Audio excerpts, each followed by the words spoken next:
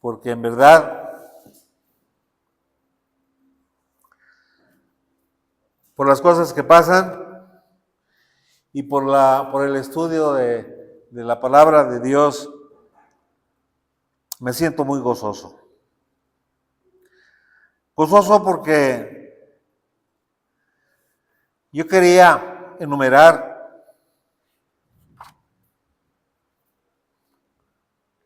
las bendiciones que hemos visto aquí en Efesios, y en realidad son muchas, muchas. Me pasaría todo el tiempo del estudio enumerándolas y comentándolas, obviamente. Y eso me anima. Quiero compartir con ustedes ese ánimo. Que se sientan ustedes más gozosos que inclusive yo puedo estar. En esta mañana vamos a ver el tema del propósito de la iglesia. Dicho en otras palabras, podemos llamarle ¿para qué está la iglesia? ¿Para qué la fundó el Señor Jesucristo? Me estoy refiriendo a la iglesia cristiana, no a ninguna otra iglesia universal, sino a la iglesia de Cristo en el mundo. Y tiene un propósito. A veces, como les decía, a veces voy a la iglesia y me pongo a pensar, bueno, vamos a ver qué podemos aprender hoy. Y muchas de las veces ahí se nos va la atención. ¿Qué podemos aprender? Claro que sí, venimos a aprender. ¿Pero qué venimos a aprender? Vida cristiana, doctrina, de todo.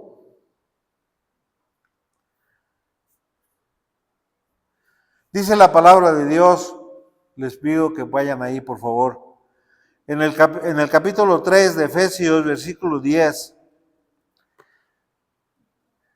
Aquí precisamente está el propósito de la iglesia. El propósito de haberte salvado a ti y a mí. Desde luego que tenemos muchos beneficios en la salvación, muchos. Y no solamente nos salvó el Señor para que no fuéramos al infierno, no. Aquí en la tierra tenemos un propósito para el cual Dios nos ha puesto, y dice la palabra de Dios así, capítulo 3, versículo 10. Quiero mencionarles algo antes de leer. Quiero mencionarles que cuando el apóstol Pablo escribió esta carta, no estaba dividida ni en versículos, ni estaba dividida en capítulos, porque vamos a ver, según el bosquejo que tenemos ahí, vamos a ver hasta el capítulo 4, versículo 3. Entonces, esta división se la pusieron las personas que imprimen las Biblias para facilidad de localizar algún texto. No es que haya una división realmente ahí, sino el apóstol Pablo escribió su carta de manera corrida, como cualquiera de nosotros cuando escribe una carta. No ocupa uno otra hoja, ¿verdad? Dice, hasta aquí esta hoja y luego otra hoja nueva. No. Así el apóstol Pablo. Entonces quiero decirles que lo que vamos a ver está conectado. Y decía, versículo 10 del capítulo 3, para que la multiforme sabiduría de Dios sea ahora dada a conocer por medio de la iglesia a los principados y potestades en los lugares celestiales. Note usted que nosotros como creyentes y como parte de la iglesia somos portadores de la sabiduría de Dios y que la debemos manifestar. Aquí dice claramente que esa multiforme sabiduría de Dios que nosotros aprendemos y que aplicamos a nuestras vidas debe ser dada a conocer a otros.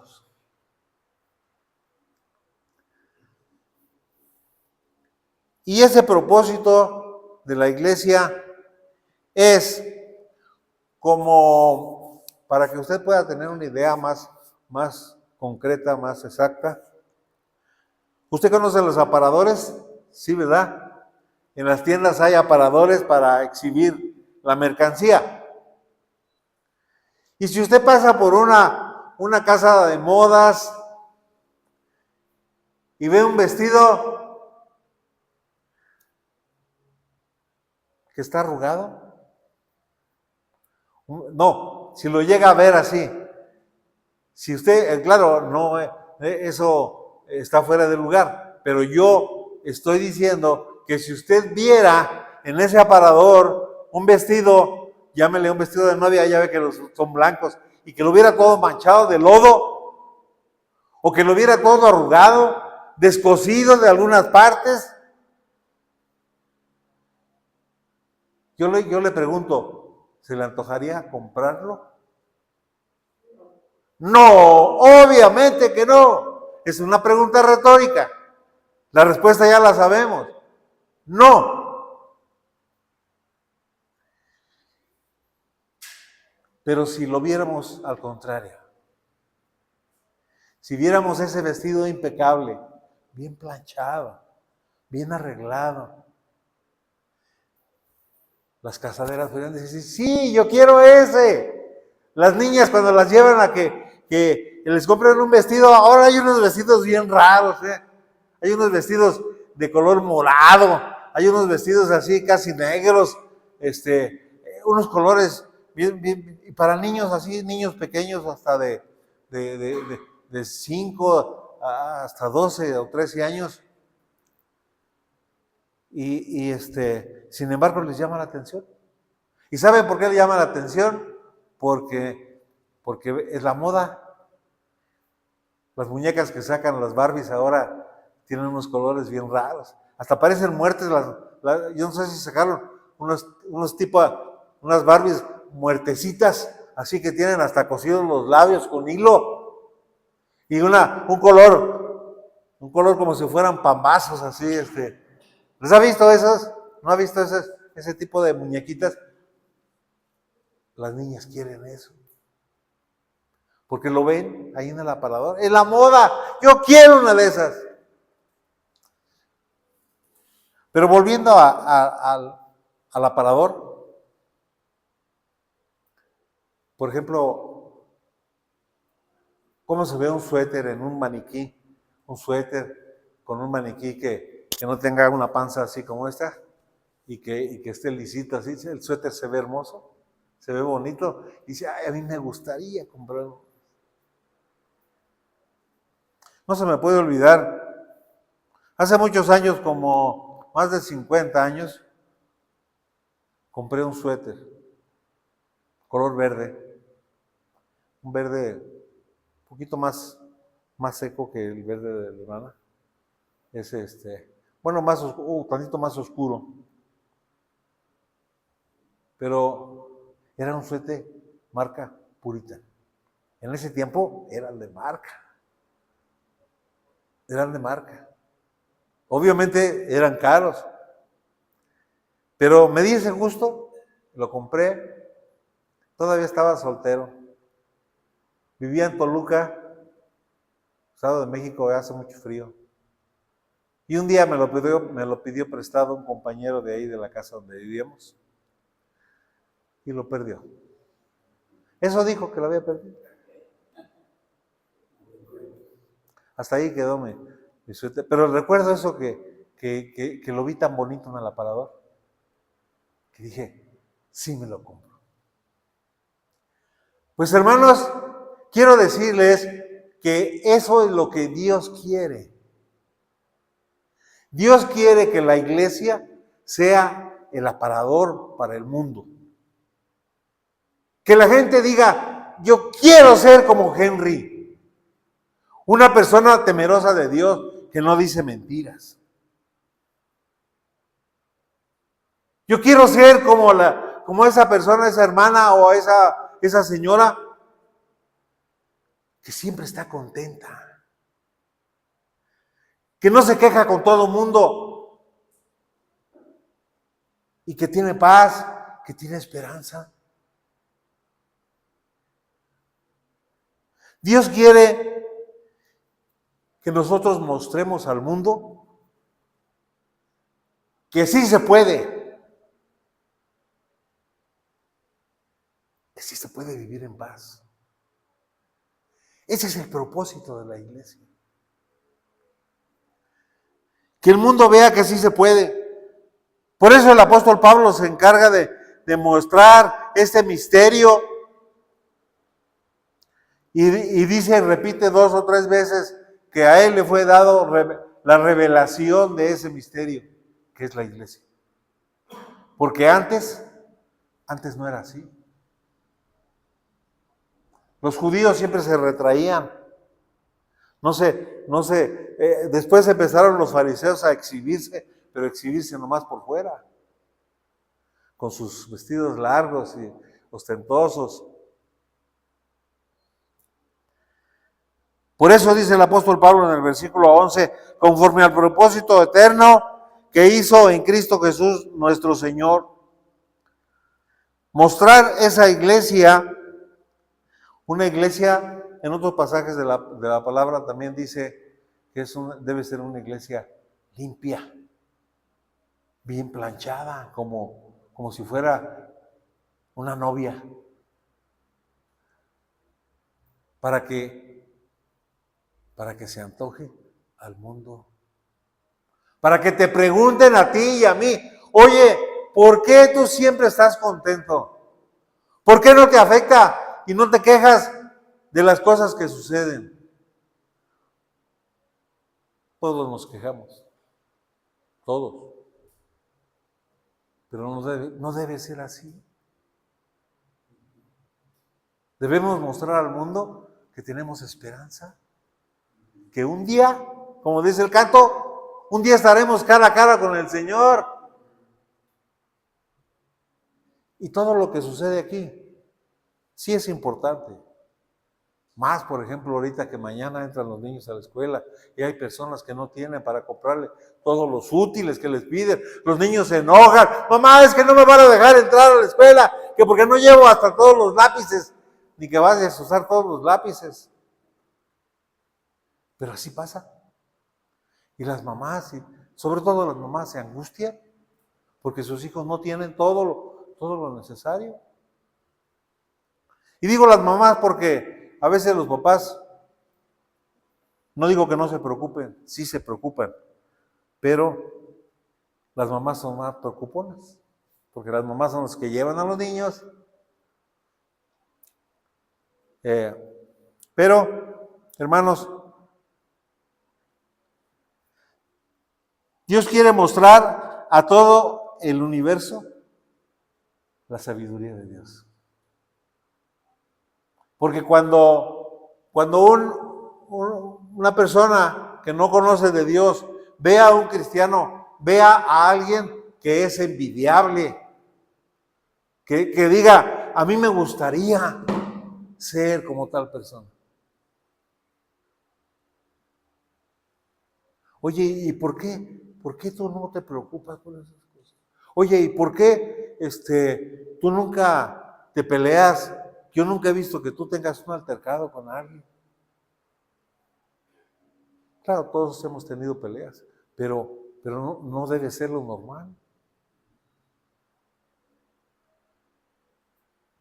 Porque Dios quiere mostrar al mundo esa sabiduría. La sabiduría de Dios que está aquí. La sabiduría aplicada a nuestras vidas. ¿Notas la importancia de ser el propósito de Dios? Es el medio por el cual Dios quiere llevar a la humanidad. Y digo yo, qué importante es poder transmitir a otras personas la sabiduría de Dios. De alguna manera, eso a mí me anima mucho, hermanos. Porque sé que el día de mañana, esa sabiduría, tú la vas a pasar a otras personas. Y sobre todo, a los hijos.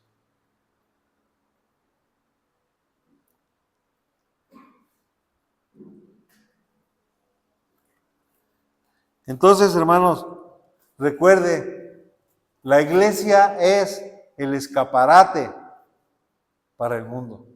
El escaparate, el aparador de la sabiduría de Dios hacia el mundo. Y Él nos quiere usar. Él nos quiere usar.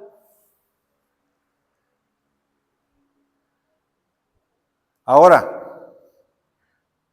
quiero recordarles que de aquí, de este capítulo 3 hacia atrás de Efesios, hemos visto capítulo 1, capítulo 2 y capítulo 3. Y hay tantas bendiciones aquí, hermanos. O sea, es que eso nos equipa, nos fortalece, nos capacita para que nosotros podamos ser exhibidos para el mundo. Por ejemplo, ¿qué dice la palabra de Dios? El capítulo 1, capítulo 2 y capítulo 3 dice muchas bendiciones, que hemos sido adoptados por Dios, que hemos sido redimidos. Y quiero recordarles que la palabra redención es hacer útil lo que es inútil. Parece trabalenguas, pero no es. O sea, que una persona que es inútil en la obra de Dios sea útil en la obra de Dios. Eso es ser redimido. Somos redimidos, somos perdonados. Eso no sé, a mí me quita la losa que yo traía antes cargando de mis pecados. Y yo me veía ahorita estoy un poco jorobado, pero me veía más, me dolía el cuello de cargar mis pecados. Literal, literal. Porque cuando vino Cristo a mi vida, me sentí liberado.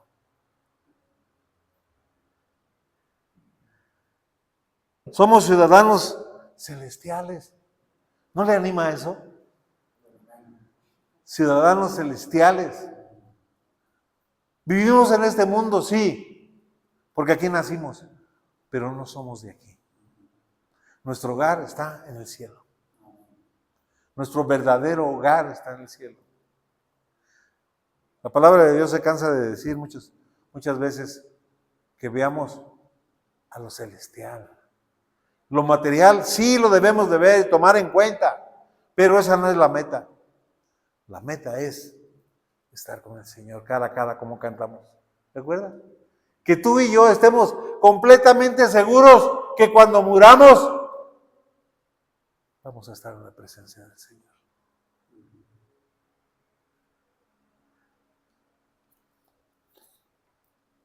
¿Sabe? Cuando uno está seguro de que va uno a la presencia de Dios, y quizás usted dirá, él porque ya está viejo. Pero a partir de que el Señor me alcanzó a mí y me quitó esa losa de la espalda, quiero decirle que no tengo temor a morir. Que cuando el Señor me llame a su presencia, contento iré. Contento. El viernes me estaba platicando mi cuñada, ex esposa de mi hermano, porque ya murió, mi hermano. Me estaba platicando que a ella le tocó ver cuando llevaron a mi madre, ya casi en agonía, al Seguro Social. Y dice que iba repitiendo: recibe mi alma, Señor. Porque ella misma me dijo un día, una semana anterior, dice, ya estoy cansada. Dice, pido al Señor que me lleve. Se lo cumplió. Duró una semana más.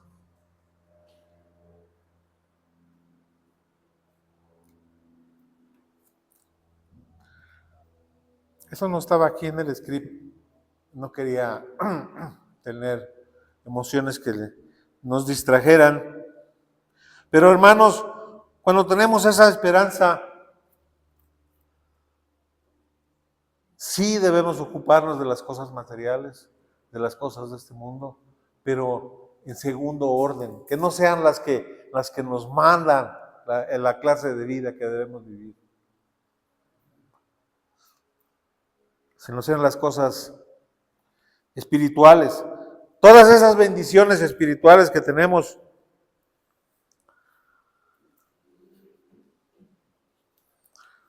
son las que nos deben hacer tomar decisiones, hermano. Decisiones importantes. Dice el apóstol Pablo, versículo 16, dice del 3, capítulo 3, versículo 16 de Efesios: no ceso de dar gracias por vosotros, haciendo memoria de vosotros en mis oraciones, para que el Dios de nuestro Señor Jesucristo, el Padre de gloria, os dé espíritu de sabiduría y de revelación en el conocimiento de Él. Aquí en el capítulo 3 es una serie de bendiciones más que tenemos en Cristo, hermanos. Bendiciones que son importantes, que debemos tomar en cuenta. Que nos ocupemos, por ejemplo, de saber cuál es la supereminente grandeza de su poder para con nosotros. Y déjeme decirle que el Evangelio de San Juan, capítulo 1, versículo 12, nos dice que a todos los que le recibieron les dio potestad de ser hechos hijos de Dios. No solamente es por el derecho que tenemos de ser sus hijos al morir Cristo, porque sí es un derecho. Pero la palabra de Dios, hermanos, está diciendo con la palabra potestad, esa palabra quiere decir que tenemos el poder en el Espíritu Santo, que tenemos el poder, tú y yo, de poder mostrar al mundo que sí se puede tener un hogar cristiano, que sí se puede vivir una vida cristiana y que otros lo envidien.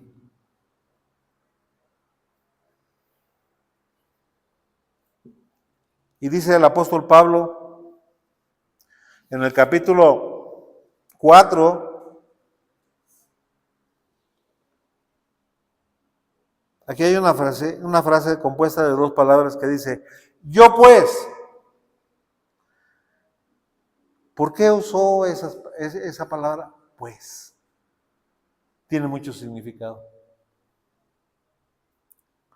Porque ahora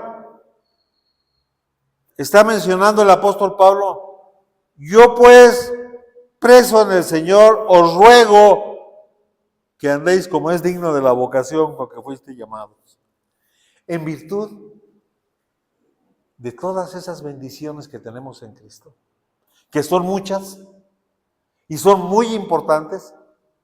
En virtud de eso, el apóstol Pablo nos ruega que vivamos como es digno de la vocación con que fuiste llamados. Nosotros ahora ya sabemos, el apóstol Pablo utiliza una estrategia muy importante que debe ser, que nosotros también debemos aprender, de decir primero las buenas noticias y después las malas. Eso es importante, tener ese orden. Cuando usted va vamos a platicar con alguien, le va a reconvenir, le va a querer dar un consejo, debe primero alabarle en lo posible, decir, mira qué bueno que viniste, mira, pues he estado orando por ti, por esta situación y esto, y eso tranquiliza a la persona. Porque si le dice, quiero hablar contigo, y le suelta todo de golpe, pues obviamente que lo siente mucho.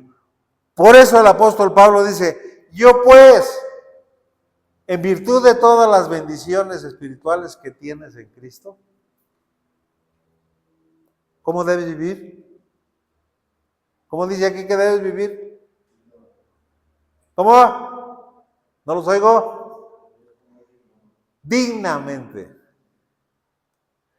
¿Cómo es digno? ¿Cómo es digno? Y los siguientes 3 capítulos que el apóstol Pablo escribe en Efesios, pues, capítulo 4, capítulo 5 y capítulo 6, se trata de eso. Se trata de vivir como Dios quiere. ¿Para qué? Para que el aparador muestre al mundo, a la cristiandad, nos muestre como una especie rara, diferente a la gran mayoría. ¿Cómo podemos mostrar eso? Viviendo dignamente, de acuerdo a las bendiciones que hemos recibido. Porque ahora Pablo nos dice que somos representantes de Dios aquí en la tierra, que somos, ¿cómo se les llama a los embajadores? Quiero ponerle un ejemplo. Perdón.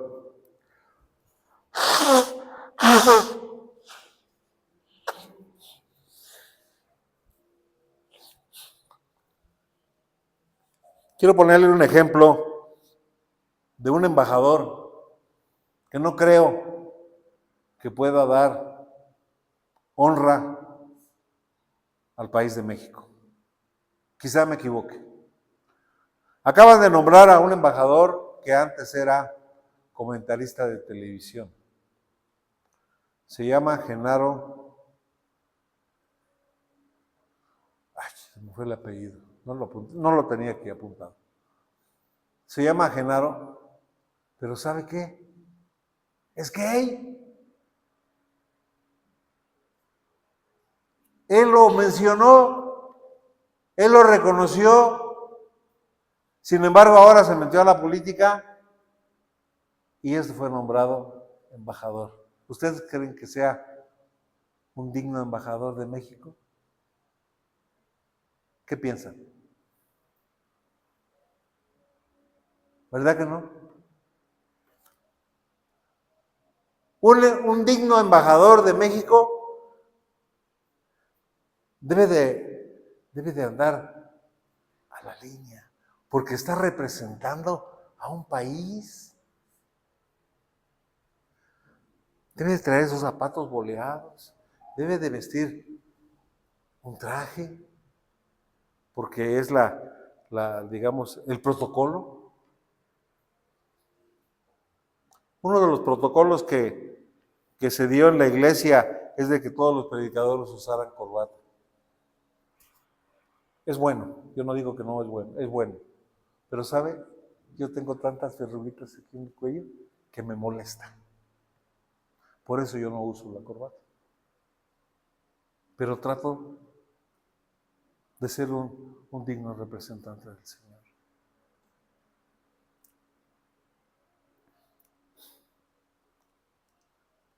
Porque ¿qué pasa, hermanos?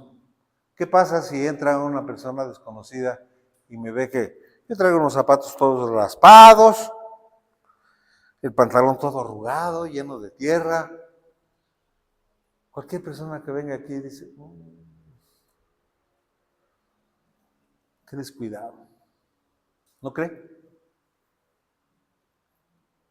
Aunque hable bien. La primera impresión que se forma una iglesia o una persona que llega a una iglesia es el orden, es la amabilidad, es el amor que puede mostrar. Bienvenido, pase usted, tome asiento. Mi nombre es fulano, estoy para servirle. Que se sienta a gusto.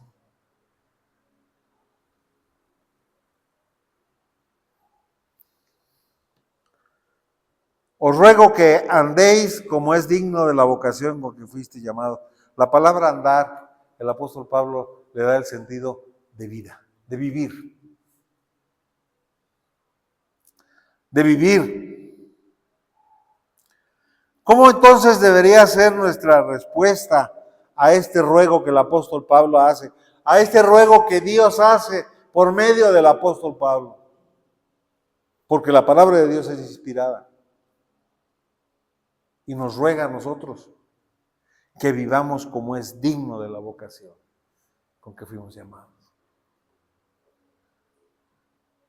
Que vivamos como adoptados, objeto de misericordia, porque una familia o una persona que adopta a alguien está mostrando su misericordia para aquella persona.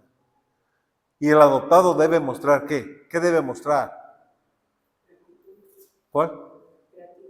Gratitud. Tenerlo en alto y decir, gracias. Cada que hubiera oportunidad, gracias.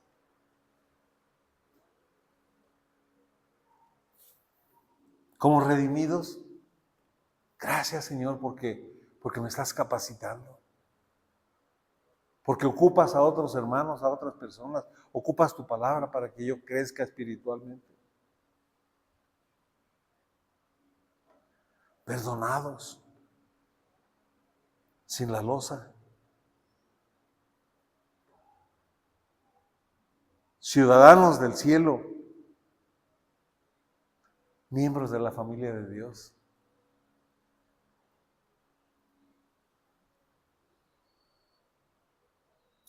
Miembros de la familia de Dios.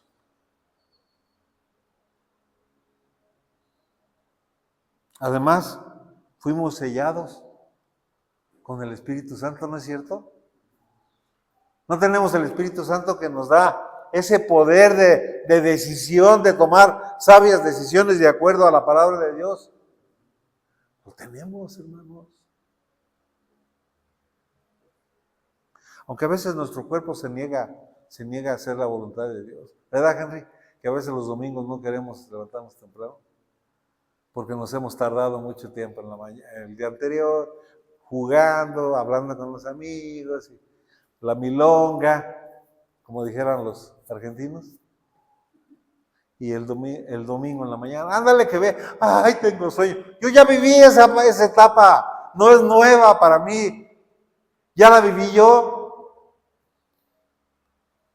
Y mi mamá decía, agarraba un palo de escoba, un pedazo, y te vas a levantar. Pero es que no quiero ir a trabajar. Ya es tarde, no le hace, tú vas.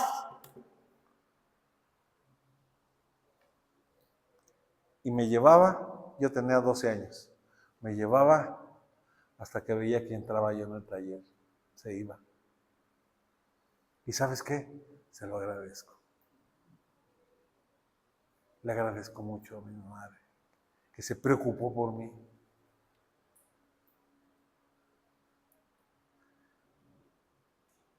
No lo tome mal cuando alguien le reprenda con la palabra de Dios y le ruegue que debe portarse, debe vivir como un hijo de Dios. Está equipado con el Espíritu Santo para ello. Aquí habla en Efesios del uso de, si se puede llamar así, puede ser indebido, pero que nosotros no usar, sino que echemos mano de ese recurso tan importante que es el Espíritu Santo. Porque nuestro cuerpo se opone a muchas cosas. ¿No quiere seguir comiendo a veces uno? Aunque ya está lleno. Y la palabra dice, pon un cuchillo en tu cuello cuando seas invitado. Que no vean que te acabas todo el plato y que lo pones y le dices, oiga, ya terminé. No. porque somos invitados, nos están haciendo el favor de invitarnos. Gratitud, como dijo el hermano, esa es la clave. Cuando un individuo tiene esa gratitud hacia nuestro Dios, todo lo agradece. Porque toda buena dádiva viene de lo alto, del Padre de las luces. Hermanos, entonces quiero ser reiterativo aquí. Dios nos pide una respuesta. A todas esas bendiciones que nos ha compartido el Señor en Efesios 1, 2 y 3, nos pide una respuesta. Porque ya sabemos quiénes somos, ¿no es cierto? Ya sabemos quiénes somos. Ahora, ¿para qué estamos? ¿Cómo debemos vivir? Hay un hermano, bueno, había un hermano aquí en el mundo, no sé si era suizo, muy famoso, predicador de la palabra de Dios, escritor de libros, se llamaba Francis Schaeffer. Schaeffer, no Schaffer, Schaeffer, no el autor de la teología sistemática, no. Este es americano. Este hermano, me acuerdo que lo vi en una ocasión en una película que nos proyectaron, traía su traje típico de Suiza, con unas medias hasta las rodillas, y luego de ahí un pantaloncito corto, bien abrigado porque allá hace mucho frío. Y lo único que me acuerdo de él es que se hacía una pregunta y decía, luego entonces, ¿cómo viviremos? Eso es lo que está diciendo Pablo aquí. Ya que soy cristiano, ya que soy hijo de Dios, ya que soy embajador, ¿cómo debo vivir? Para hacer el escaparate, para hacer el aparador, para hacer que otras personas envidien mi vida. ¿Qué debo hacer? Vivir dignamente. Eso es lo que Pablo está diciendo. La iglesia debe vivir con dignidad, de acuerdo a lo que es la iglesia. La iglesia, un miembro de una iglesia cristiana no puede vivir como un vagabundo. Debe de andar lo mejor a la línea. Aunque haya sido lo que haya sido, ahora es un hijo de Dios. Y Dios le ha dado vida. Porque antes estaba muerto. ¿Ves la diferencia? Y volviendo a que la iglesia debe vivir con dignidad, me estoy refiriendo no al edificio, me estoy refiriendo a los individuos que formamos la iglesia.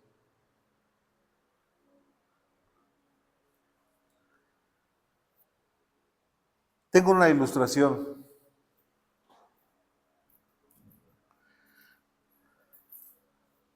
Seguramente usted ha visto en internet a la realeza británica. Dígame que sí. ¿No los ha visto? A los reyes de Inglaterra. ¡Qué pompa! Más cuando van a un evento oficial importante, se ponen unas capas raras de colores, pero todo tiene un significado. Todo tiene un protocolo. Si, por ejemplo, el que está como sucesor del rey Carlos, ¿sí se llama? Sí, Carlos III, el hijo de la reina Isabel, que tiene cáncer terminal y está por abdicar, ¿Qué quiere decir eso? Está por renunciar al reino de Inglaterra. Además está muy grande de edad. ¿Recuerda usted que la reina Isabel, que era su madre, asómbrese, duró más de 50 años como reina? Más de 50 años como reina. Y déjeme decirle, platicarle algo. ¿Cómo fue preparada esta mujer desde que tenía menos de 20 años? Ella no fue nunca a ninguna escuela.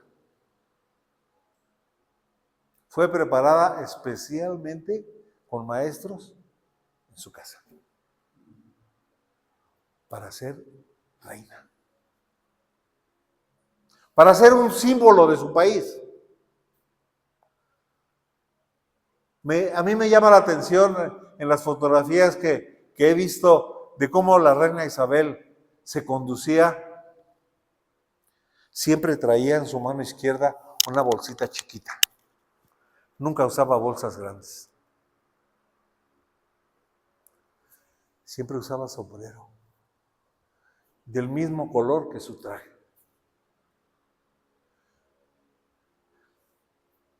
Dentro de esa realeza hay protocolos, por ejemplo, que las demás mujeres que asistieran a ese evento no debían llevar su vestido del mismo color que la reina. No podían estar ahí. Cuando se trataba de caminar o de ir a un otro lugar, nadie debía de ir adelante de la reina. Protocolos. En los desfiles se ponen unos vestidos de acuerdo a su dignidad. Porque si no lo sabes, toda la realeza, todos tienen un montón de títulos. Por ejemplo, el futuro rey, que es un hijo de Carlos, que tiene cáncer y que ya no tarda en morir, según los médicos, tiene el título de príncipe de Gales. Lo cual quiere decir que él es el heredero al trono. Y lo mismo su esposa. Su esposa también tiene el título de Catalina, bueno, se llama Catalina, pero tiene el título de princesa de Gales. Y sabes, me gusta verlos, esos videos, porque siempre andan a la línea.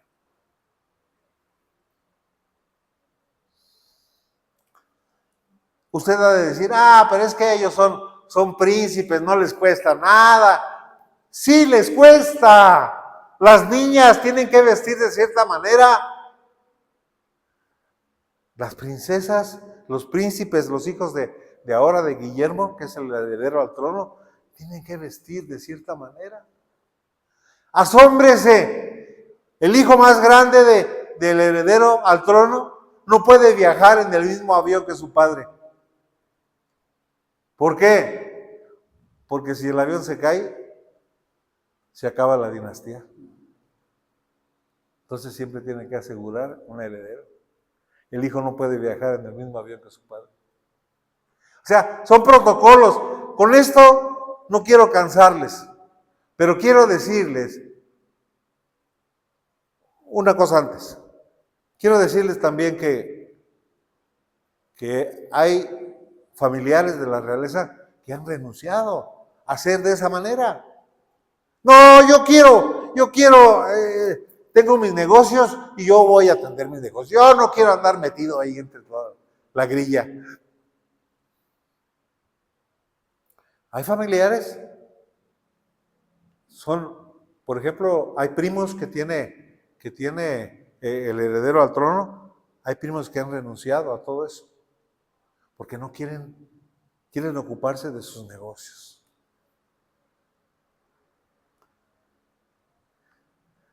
Quiero contarle una anécdota antes de seguir. Una anécdota de otra anécdota.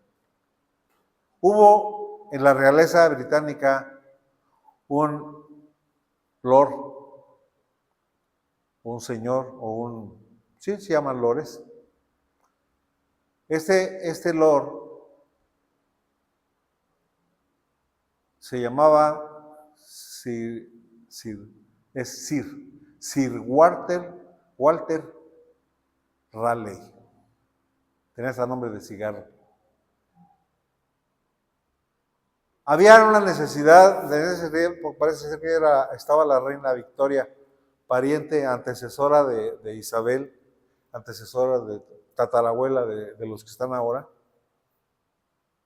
Y la reina mandó llamar a este hombre y le dijo, ¿sabes? Quiero que vayas a la India y pongas orden en la India. Y le dijo, Majestad, lo digo con mucho respeto, pero yo tengo muchos asuntos que arreglar aquí en Inglaterra. No quiero salir del país. Quiero arreglar muchos asuntos personalmente. Y le dijo la reina, le dijo, mira, tú ocúpate de mis asuntos en la India, que yo me voy a ocupar de tus asuntos aquí.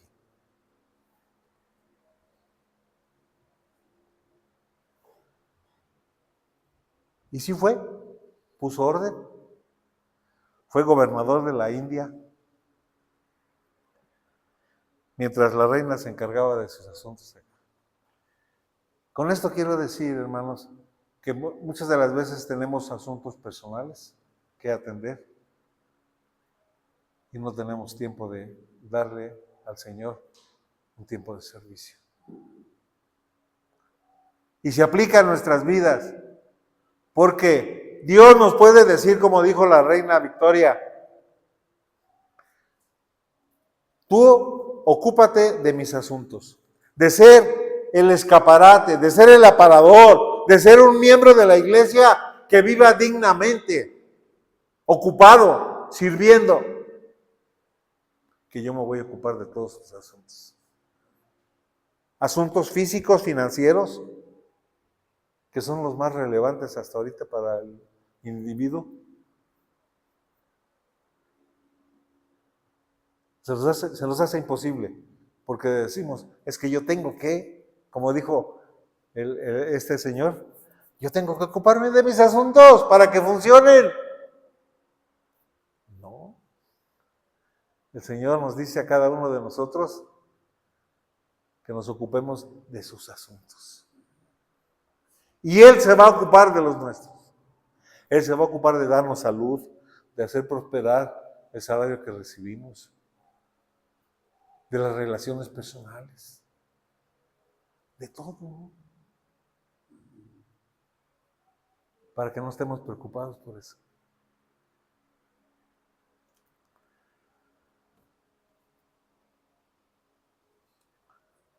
Decía entonces que, para terminar con esta ilustración de la realeza británica, muchos renuncian a los protocolos reales y dicen, yo no le entro. Pero el trabajo que tienen el futuro rey y la futura reina y sus chilpayates, porque tiene 3, es un trabajo arduo. Tiene que representar a Inglaterra. Son un símbolo para todo el país. Los ama su pueblo. Todos quieren ver cuándo pasa. Porque, hermanos, de veras es muy agradable ver ese tipo de personas. Diferente a una usurpadora que quiso ser reina de Inglaterra, y sí lo fue por un tiempo. Una señora que se llama Camila, segunda esposa del rey Carlos. que se prestó para que le hicieran la esterilización cuando se casó con Carlos, porque sabían que iba a llegar a ser reina y podía tener hijos. Y la reina Isabel en ese tiempo le exigió que se esterilizara si quería ser la esposa de él. Y sí se esterilizó. Porque ella tenía otros hijos que obviamente quería colocar dentro del presupuesto, dijeran ahora los gobernantes. Pero, ¿sabe usted? Yo me di cuenta de una situación que quiero que usted tome en cuenta. Camila, la usurpadora,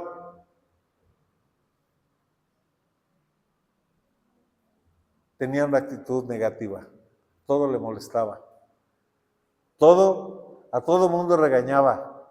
Regañaba hasta a los niños que se ponían ahí enfrente de ella. Sin embargo, la esposa del próximo rey, una persona que con mucha amabilidad corrige a sus hijos. Que tiene tiempo y tenía cáncer, tuvo cáncer esa mujer. Gracias a Dios se curó, la curaron. Pero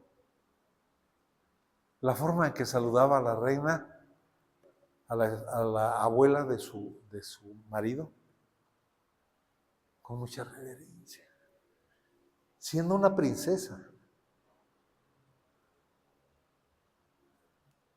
Esos protocolos nos muestran, hermanos, que muchas de las veces nosotros somos irrespetuosos. Creemos que somos el centro del universo, que nomás mis chicharrones truenan, pero no es así. Entonces nosotros también debemos vivir bajo protocolos y reglas que están aquí, hermanos. Nosotros como hijos del rey debemos vivir como tales, como embajadores, como representantes. Y vea, ¿cómo es que podemos vivir de esa manera? Con toda humildad y mansedumbre, versículo 2, con toda humildad y mansedumbre, soportándonos con paciencia los unos a los otros en amor y solícitos en guardar la unidad del Espíritu en el vínculo de la paz. Nosotros debemos vivir como lo que somos. Debemos recordar siempre las bendiciones que tenemos en Cristo. Eso nos ayuda mucho. ¿Qué eras antes de Cristo? Nada. Carroña. Un muerto en descomposición. Pero Él nos dio vida cuando estábamos muertos en nuestros delitos y pecados. Y nos dio la oportunidad de vivir en plenitud. Pero con humildad. ¿Qué quiere decir que con esa humildad? Que no considerándonos nosotros más importantes que los demás. Tan importante es una persona como es otra. Somos iguales. Tenemos las mismas bendiciones, todos y cada uno de nosotros. Entonces estamos equipados de la misma manera. Que a unos Dios ha instituido como maestros y a otros como pastores. Sí, es cierto. Pero verdaderamente somos iguales, adoptados, revividos, nuevas criaturas. Con gratitud, dijo la hermana. Que la gratitud no se esconda nunca de nosotros. Que todo lo que hemos recibido es por gracia. No es porque lo merezcamos. Sí, los ingleses, porque nacieron en esa familia real, pero nosotros no. Nosotros éramos del montón.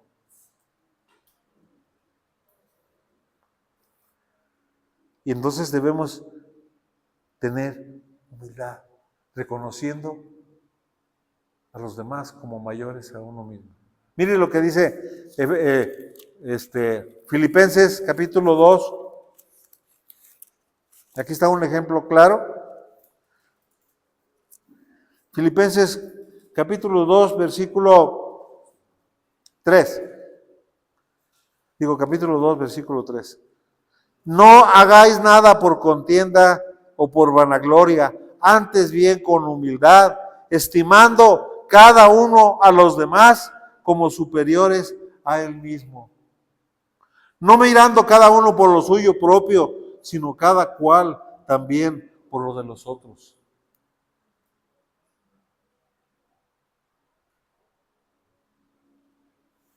Yo puedo decir no porque yo sea importante, no. Pero sí quiero decirles, hermanos, que las veces que he faltado a la iglesia, me dan que pensar, voy a decir, y digo, se van a preocupar los hermanos por mí, porque no fui.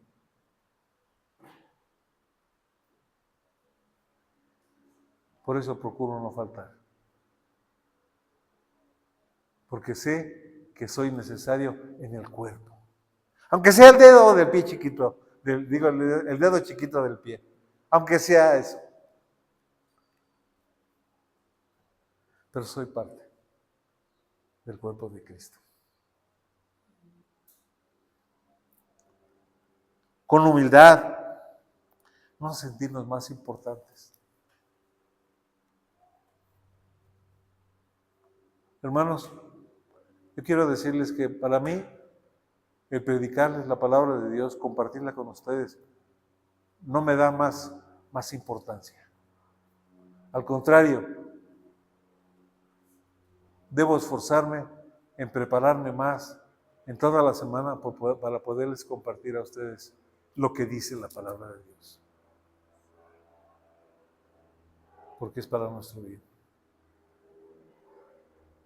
Con humildad, con mansedumbre también dice Efesios 4:2, con toda humildad y con toda mansedumbre.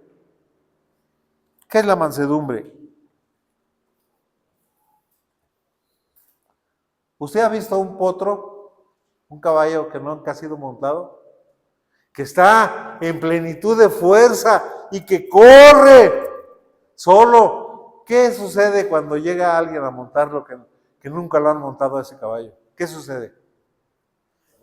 Despotrica por todos lados, quiere tumbar al jinete, porque tiene mucha fuerza.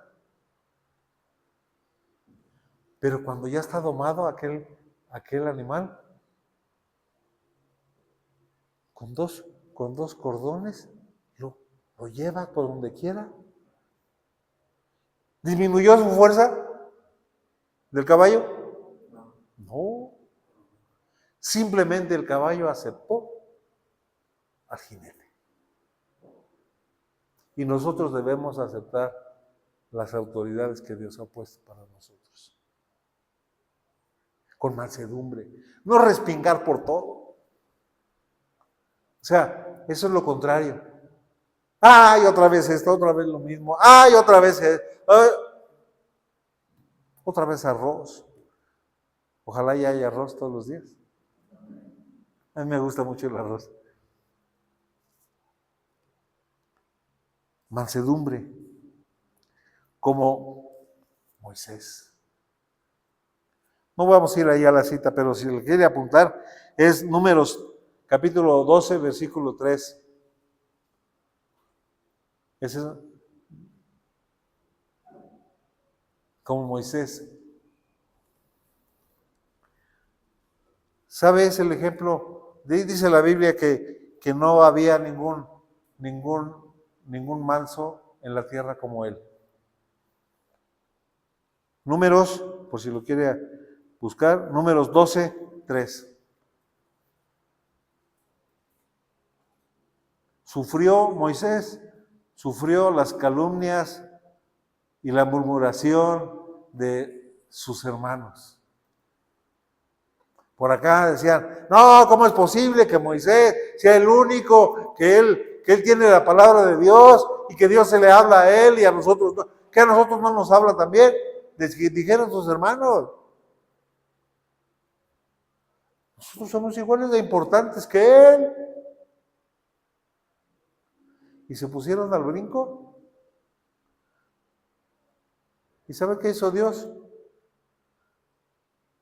Dice, saca tu mano, le dijo a Aarón, y toda llena de lepra. Ándele, para que siga vociferando. Y creo que también a su hermana, Miriam. Tuvieron que estar fuera del campamento hasta que se curaron. Y sin embargo, mande. Y Moisés oró por ellos a Dios y le dijo, Señor, ya, perdónanos.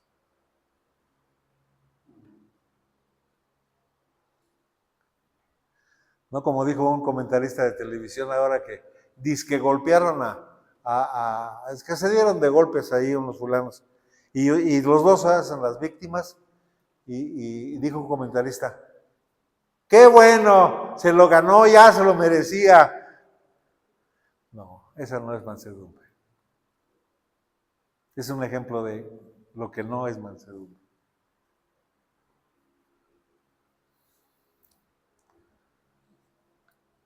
Eso ayuda, hermanos, a mantener la unidad en la iglesia.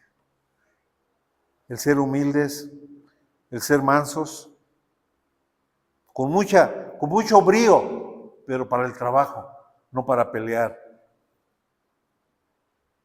Con paciencia. Dice la palabra de Dios, con paciencia los unos a los otros en amor. ¿Sabe cuándo nos impacientamos? Cuando no nos gusta algo. Perdemos la paciencia y no vemos más adelante. Yo les pido que me tengan paciencia porque yo me equivoco. Me he equivocado muchas veces, de muchas maneras. Claro que procuro no hacerlo, no caer en eso. Pero el día que caiga yo en algo que a ustedes no les guste, díganmelo. No agarre el teléfono y diga, Connie, ¿te fijaste que el hermano dijo quién sabe qué tanto? No. Si algo dije yo mal, la hermana Connie debe venir conmigo. Hermano, fíjese que yo sentí que aquí me ofendí yo por esta. Ay, hermana, perdóneme, pero no fue mi intención. Y mi intención no es ofenderla a usted. ¿Y sabe qué? Se arregla el asunto. ¡No trasciende! Esa es la manera bíblica de arreglar una diferencia. Hagámoslo, hermano, tengan esa confianza. Y lo digo yo porque dice la palabra de Dios, dice Santiago, que no os hagáis maestros muchos de vosotros, porque vas a recibir mayor condenación. Sí es cierto, porque el que mucho habla, mucho peca. Y yo me puedo equivocar. Así que, ténganme paciencia. Con paciencia. La paciencia, de alguna manera, es reconocer que los demás también se equivocan. Y considerarlos. Y obviamente, si hay manera de que pueda uno enderezar el camino, qué mejor. Porque si la hermana viene conmigo, perdón hermana, no es así, pero si la hermana viene conmigo y me dice, hermano, fíjese que esto es, hermano, sí, perdóneme, o voy a pensar 2 veces para decirlo otra vez. Entonces, eso nos ayuda a crecer. Con paciencia, dispuestos a sufrir por la unidad. ¿Qué quiere decir eso? Dispuestos a sufrir, porque aquí dice, solícitos en guardar la unidad del Espíritu. El Espíritu Santo nos une a nosotros como iglesia. Pero nosotros, como humanos, debemos pensar en cómo conservar esa unidad. Pensando como piensa el Espíritu Santo. Y en paz. No peleando, no haciendo mucho escándalo. Hermanos, en el vínculo de la paz. O sea que la paz, que busquemos la paz, bueno, no más bien, busquemos la unidad de la iglesia, pero por medios pacíficos, reconociendo muchas cosas que a lo mejor a veces uno comete errores, y sobre todo, hermanos, dispuestos a no quejarnos de la iglesia. Porque cuando nos quejamos de la iglesia o sus líderes, no estamos viendo por la unidad. Y lo que es peor, a veces nos quejamos con el esposo o la esposa y te dicen, ya ves, te dije, se dan una bola de hipócritas, así dicen muchas personas. Son igual que todos los demás. Y tú le diste a conocer que la regó y que el pastor cometió un error, o los líderes cometemos errores, cuando se puede arreglar pacíficamente. Nosotros mismos a veces deterioramos la imagen de la iglesia y no tomamos en consideración la unidad.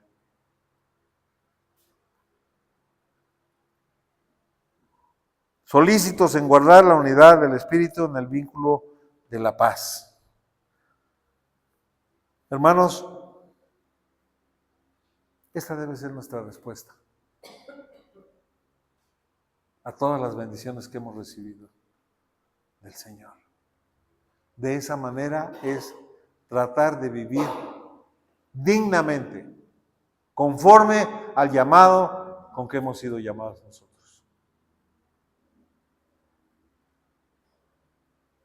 Esos son los protocolos que observa, digamos, la realeza británica para poder guardar el reino, la unidad. Hermanos, la iglesia es el reino del Señor. Vivimos en un reino con reglas. El Señor dice parte de esas reglas en el Sermón del Monte.